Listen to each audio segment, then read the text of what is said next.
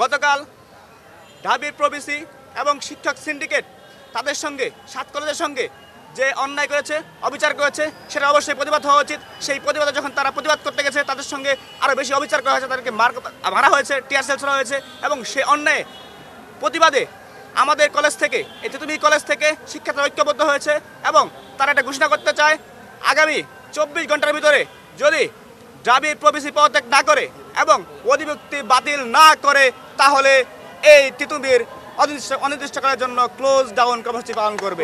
24 ঘন্টার ভিতরে যদি আমাদের এই অধিভুক্তি 7 কলেজের সেটা বাতিল করা না হয়, তাহলে আমরা আগামীতে লং মার্চ টু ঢাকা বিশ্ববিদ্যালয়ে কর্মসূচি পালন করব। আমাদের 7 কলেজ আমাদের একটা অংশ, শরীরের অংশ। গতকালকে যখন আপনারা মারামারি দেখবেন, সংঘর্ষ দেখবেন, ঠিক সেই মুহূর্তে দেখবেন যে ঢাকা বিশ্ববিদ্যালয়ের সামনে থেকে পুলিশ উল্টা ঢাকা কলেজ বা ইডেন কলেজের যারা রয়েছেন তাদের উপরে ইট পাটকেল ছুটেছে, তাদের উপরে সাউন্ড গ্রেনেড ছেড়েছে।